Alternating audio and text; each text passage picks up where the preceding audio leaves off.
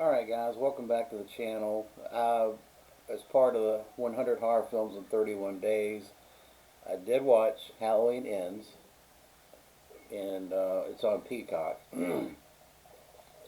So I wanted to give you my early thoughts about it without really talking about the plot or spoilers. Um, yeah, David Gordon Green is back for the third installment of this franchise, and or reboot of the franchise.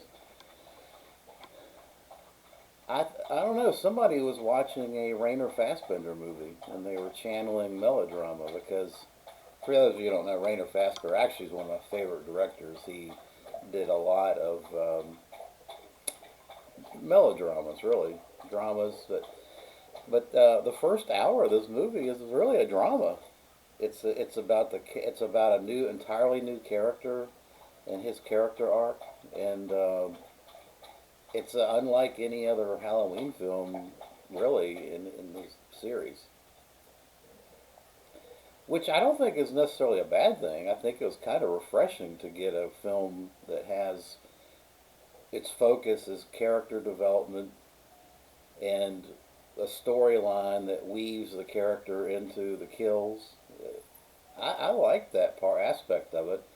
I thought the execution of it was a little off. I think they could have edited it. I mean, this is almost 2 hours.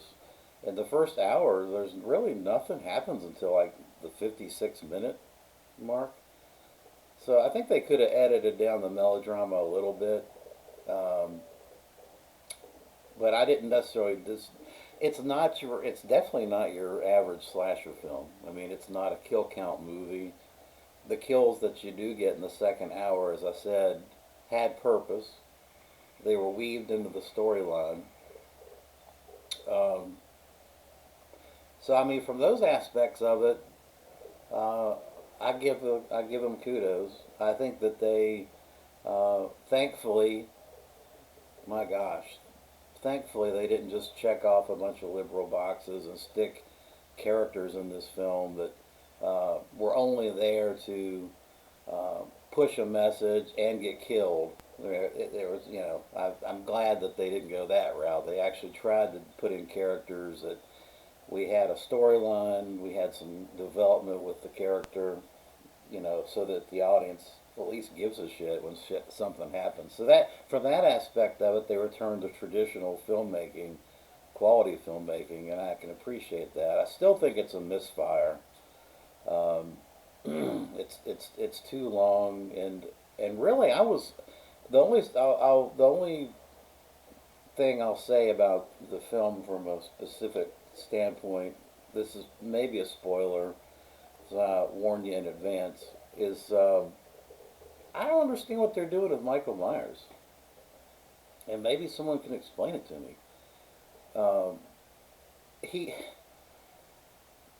that he's 1 minute. So that when you first see him, he's like injured, I guess, from the beating that he took from the town. Uh, but this is, according to the timeline, this was 4 years later.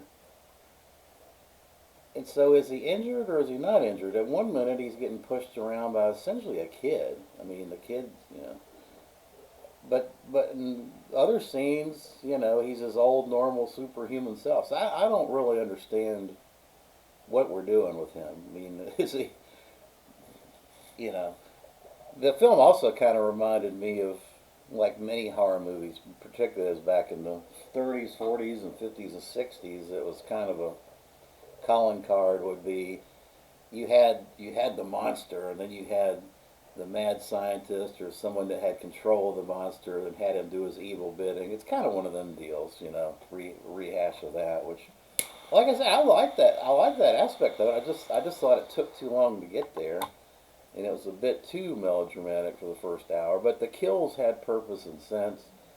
Overall, I think it's a mixed bag. I give it a 6 out of 10.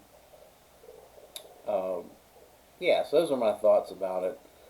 Um, I think that overall, Halloween fans, particularly Halloween fan boys or girls, are probably not going to like this, honestly.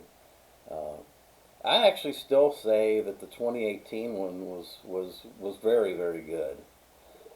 It was a return to the original film and the tenor and the feel of the original film, and I liked it a lot. I think this one's better. This third one is second best as far as ranking the David Gordon Green trilogy. I think it's still Halloween 2018, Halloween Ends, and then Halloween Kills. So, all right, guys, that's it for my thoughts. Let me know what you think. Thanks for watching.